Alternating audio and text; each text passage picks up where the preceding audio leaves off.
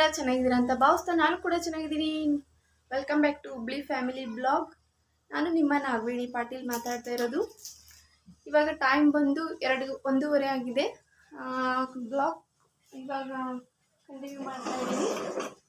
Rice ಇಟ್ಟಿದ್ದೀನಿ. ಇವಾಗ ಇದು ಯಾಕೋ ಸೀಟಿ ಹೊಡಿತಿಲ್ಲ, ಅದಕ್ಕೆ ಚಿಕ್ಕದಾಗಿಟ್ಟಿದ್ದೀನಿ ಸ್ಟವ್ವ.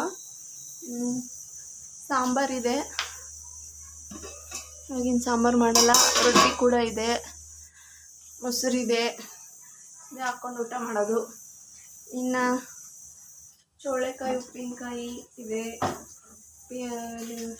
ಮಾವಿನಕಾಯಿ ಉಪ್ಪಿನಕಾಯಿ ಇದೆ, ಮತ್ತು ಕರಿಂಡಿ ಇದೆ ಊಟಕ್ಕೆ, ಲಕ್ಷಣಿ ಕೂಡ ಇದ್ದಾವೆ. ಇಷ್ಟು ಸಾಕಲ್ವಾ ಊಟ ಮಾಡಲಿಕ್ಕೆ. ಓಕೆ ಫ್ರೆಂಡ್ಸ್, ಈಗ ವಿಷಯಕ್ಕೆ ಬರೋಣ. ವಿಷಯ ಏನಪ್ಪ ಅಂದರೆ, ಬ್ಲರ್ ಕಾಣ್ತದೆ ಅಲ್ವಾ, ಇದು ಮೀಶೋದಿಂದ ವಾಲ್ ಸ್ಟಿಕ್ಕರ್ ತರಿಸಿದ್ದೆ. ಇವು ಯಾವ ಥರ ಸ್ಟಿಕ್ಕರ್ ಅಂದರೆ, ಜ್ಯೂಸಿನ ತರಿಸಿದ್ದೆ ಸ್ಟಿಕ್ಕರ್ಸ್ನ.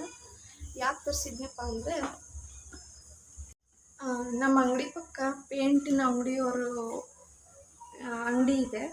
ಅವರು ಈಗಿರೋ ಅಂಗಡಿ ಸಾಲ್ತಿಲ್ಲ ಅಂದು ಇನ್ನೊಂದು ಅಂಗಡಿ ಮಾಡಿದ್ದಾರೆ. ಅದಕ್ಕೆ ರೆಂಟ್ ಬಂದು 9,000. ಅದು ಸ್ಪೇಸ್ ತುಂಬ ದೊಡ್ಡದಾಗಿದೆ. ಅವರ ಅರ್ಧ ಗ್ಯಾಪಲ್ಲಿ ಮಾತ್ರ ಅವ್ರ ಐಟಮ್ಸ್ ಇಟ್ಟಿದ್ದಾರೆ, ಇನ್ನು ಅರ್ಧ ಜಾಗ ಹಾಗೆ ಇದೆ. ಅದನ್ನು ನಮ್ಮ ಮನೆಯವರೆದುರಿಗೆ ಮಾತಾಡಿದ್ದಾರೆ. ಅವರು ನಮಗೆ ರೆಂಟ್ ಜಾಸ್ತಿ ಆಗ್ತಿದೆ, ನೀವು ಅರ್ಧ ಏನಾರು ಮಾಡೋಂಗಿದ್ರೆ ಬಿಸ್ನೆಸ್ ಮಾಡ್ಕೊಳ್ಳಿ ಅಂತ ಹೇಳಿ ಅವರೆದುರಿಗೆ ಹೇಳಿದ್ರಂತೆ. ಅದಕ್ಕೆ ನನಗೂ ಕೂಡ ಐಡಿಯಾ ಬಂತು, ಜ್ಯೂಸ್ ಅಂಗಡಿ ಮಾಡಿದರೆ ಹೆಂಗಿರುತ್ತೆ. ನಮ್ಮ ಅಂಗಡಿ ಹತ್ರ ಅಕ್ಕಪಕ್ಕ ಆಸ್ಪಾಸ್ ಯಾವೂ ಇಲ್ಲ, ಮಾಡಿದರೆ ಚೆನ್ನಾಗಾಗ್ಬೋದೇನೋ ಅಂತೇಳಿ ನಮ್ಮ ಮನೆಯವ್ರ ಹತ್ರ ಡಿಸ್ಕಷನ್ ಮಾಡಿದೆ. ಓಕೆ ಸರಿ, ಮಾಡೋಕ್ಕೆ ಬರುತ್ತೆ, ಅದೇನು 1 ಲಕ್ಷದೊಳಗೆ ಆಗುತ್ತೆ ಇನ್ವೆಸ್ಟ್ಮೆಂಟು, ಮಾಡಿದ್ರೆ ಆಯಿತು ಅಂತ ಅಂದರು.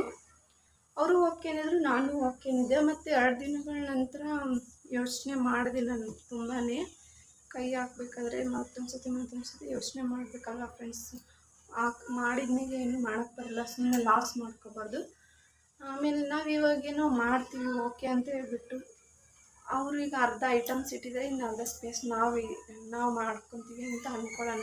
ಮಾಡಿದ್ಮೇಲೆ ಆಮೇಲೆ ಬಿಸ್ನೆಸ್ ಏನೋ ಚೆನ್ನಾಗಿ ಕ್ಲಿಕ್ ಆಯಿತು, ಒಳ್ಳೆ ಚೆನ್ನಾಗಿ ನಡೀತಾ ಇದೆ. ನಾವೆಲ್ಲ ಡೆಕೋರೇಟ್ ಮಾಡಿ ಎಲ್ಲ ನಮಗೇನೇನು ಬೇಕು ಇಂಟೀರಿಯರ್ ಎಲ್ಲ ಮಾಡಿಸ್ಕೊಂಡಿರ್ತೀವಿ. ಅದೆಲ್ಲ ಮಾಡಿಸ್ಕೊಂಡಾದ್ಮೇಲೆ ಬಿಸ್ನೆಸ್ ಏನೋ ಕ್ಲಿಕ್ ಆಯಿತು, ಚೆನ್ನಾಗಾಯಿತು ಅಂತ ಅಂದ್ಕೊಳ್ಳೋಣ.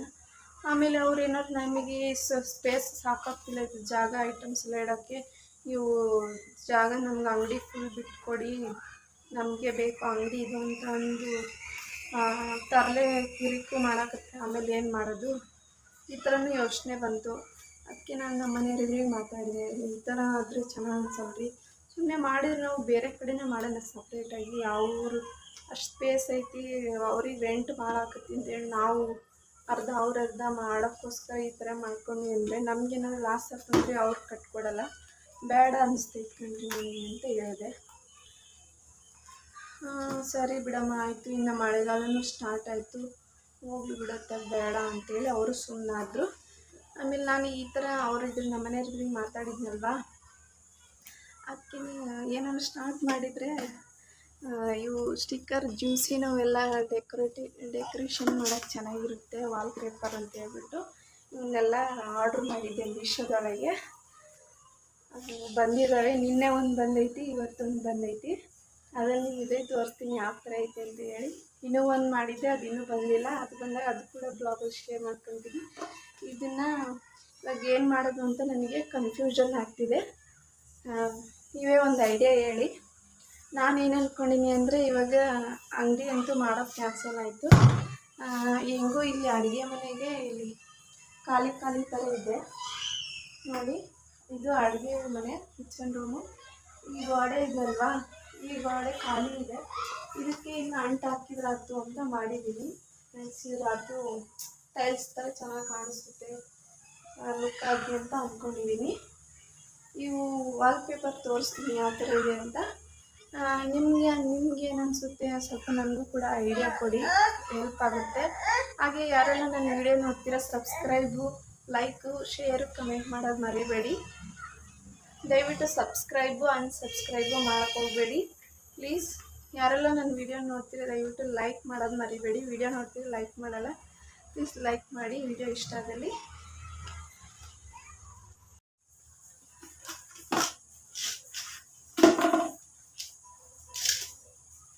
ಫ್ರೆಂಡ್ಸ್, ಇದು ಈ ಥರ ಇದೆ ನೋಡಿ ವಾಲ್ ಪೇಪರು.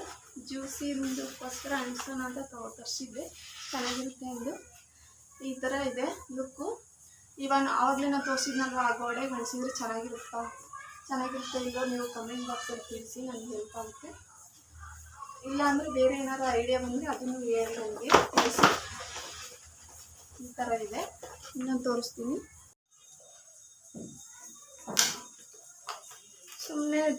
ಸುಮ್ಮನೆ ದುಡ್ಡು ವೇಸ್ಟ್ ಮಾಡಿದ್ನೇನೋ ಅಂತ ಅನ್ನಿಸ್ತಾ ಇದೆ ನನಗೆ. ಸುಮ್ಮನೆ ಇರಲಾರೆ, ಅದಕ್ಕೆ ಆತ್ರಕ್ಕೆ ಬೀಳಬಾರ್ದು. ಏನೇ ಮಾಡ್ತೀವಿ ಅಂದರೂ ಒಂದು ಸಲ ಅಲ್ಲ 10 ಸಲ ಯೋಚನೆ ಮಾಡಬೇಕು. ಇದು ಅಷ್ಟೊಂದು ದೊಡ್ಡದಾಗಿ ಏನಿಲ್ಲ ಫ್ರೆಂಡ್ಸ್, ಇದಕ್ಕಿಂತ ತುಂಬ ಚಿಕ್ಕದಾಗಿ ಇದೆ.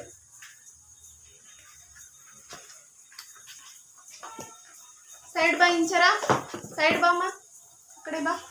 ನನ್ನ ಫ್ರೆಂಡ್ಸಿಗೆ ತೋರ್ಸೋಣ ಇದು ಯಾವ ಥರ ಇದೆ ಅಂತ.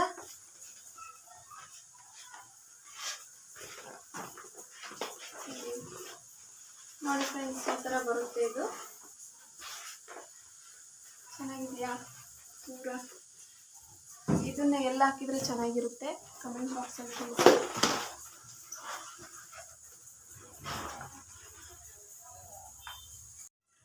ಫ್ರೆಂಡ್ಸ್, ನಾವು ವಾಲ್ ಸ್ಟಿಕ್ಕರ್ ಎಲ್ಲ ಹಾಕ್ಬೋದು ಅನ್ನೋದನ್ನ ಕಮೆಂಟ್ ಮಾಡಿ ತಿಳಿಸಿ, ತುಂಬ ಹೆಲ್ಪ್ ಆಗುತ್ತೆ. ಹಾಗೆ ವಿಡಿಯೋ ಇಷ್ಟ ಆದಲ್ಲಿ ಲೈಕು, ಶೇರ್, ಕಮೆಂಟ್, ಸಬ್ಸ್ಕ್ರೈಬ್ ಮಾಡೋದು ಮರಿಬೇಡಿ ಫ್ರೆಂಡ್ಸ್. ಇನ್ನು ನನಗೆ ಗ್ರಂಥಿಗೆ ಅಂಗಡಿ ಬಿಸ್ನೆಸ್ ಮಾಡಬೇಕು ಅನ್ನೋದು ತುಂಬ ಅಂದರೆ ತುಂಬ ಆಸೆ ಇದೆ ಫ್ರೆಂಡ್ಸ್. ಬಟ್ ನಾವು ನನ್ನ ಮಗಳು ದೊಡ್ಡವಳಾಗಲಿ ಅಂತ ವೆಯ್ಟ್ ಮಾಡ್ತೀನಿ ಫ್ರೆಂಡ್ಸ್. ನಮ್ಮ ಮನೆಯವರು ನನ್ನ ಮಗಳು ಕುತ್ಕೊಂಡ್ರೆ ಸುಮ್ಮನೆ ಕುತ್ಕೊಳ್ಳಮ್ಮ ಅಂದರೆ ಕುತ್ಕೋಬೇಕಂತೆ. ಹಂಗಾಗೋವರೆಗೂ ನೀನು ಏನು ಮಾಡೋದು ಬೇಡ ಬಿಸ್ನೆಸ್ ಅಂತ ಹೇಳ್ತಿದ್ದಾರೆ. ಸೊ ಅದಕ್ಕಾಗಿ ವೆಯ್ಟ್ ಮಾಡ್ತಾಯಿದ್ದೀನಿ.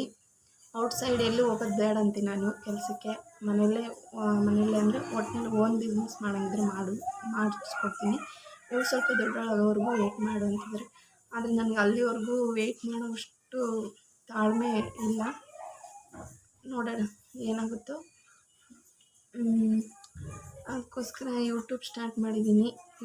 ಯೂಟ್ಯೂಬ್ ಸ್ಟಾರ್ಟು ನಿಮ್ಮೆಲ್ಲರ ಸಹಕಾರ, ಸಹಾಯ, ಪ್ರೋತ್ಸಾಹ ಚೆನ್ನಾಗಿದ್ದರೆ ಇದರಲ್ಲಿ ನಾನು ಬೆಳಿಬೋದು. ದಯವಿಟ್ಟು ನಿಮ್ಮ ಸಹಾಯ ಸಪೋರ್ಟು ಯಾವಾಗಲೂ ನನ್ನ ಮೇಲೆ ಇರಲಿ. ಹುಬ್ಬಳ್ಳಿ ಫ್ಯಾಮಿಲಿ ಬ್ಲಾಗ್ ಮೇಲೆ. ಹಾಗೆ ಯಾರೆಲ್ಲ ನನ್ನ ವಿಡಿಯೋ ನನ್ನ ಚಾನಲ್ ಸಬ್ಸ್ಕ್ರೈಬ್ ಮಾಡ್ಕೊಂಡಿರೋ ಅವರಿಗೆ ತುಂಬ ಹೃದಯದ ಧನ್ಯವಾದಗಳು. ದಯವಿಟ್ಟು ಅನ್ಸಬ್ಸ್ಕ್ರೈಬ್ ಮಾಡ್ಕೋಬೇಡಿ. ನನ್ನ ವಿಡಿಯೋ ಇಲ್ಲಿಗೆ ಎಂಡ್ ಮಾಡಬೇಕು ಅಂದ್ಕೊಂಡಿದ್ದೀನಿ. ಶಾರ್ಟಾಗಿ ಮಾಡಿ ಮುಗಿಸ್ತಾ ಇದ್ದೀನಿ. ತುಂಬ ಲಾಂಗ್ ಆದರೆ ನಿಮಗೂ ನೋಡೋಕ್ಕೆ ಬೇಜಾರಾಗುತ್ತಲ್ವ. ಸೊ ಹಾಗಾಗಿ ನಾನು ಈ ವಿಡಿಯೋ ಇಲ್ಲಿಗೆ ಎಂಡ್ ಮಾಡ್ತಿದ್ದೀನಿ. Thanks for watching.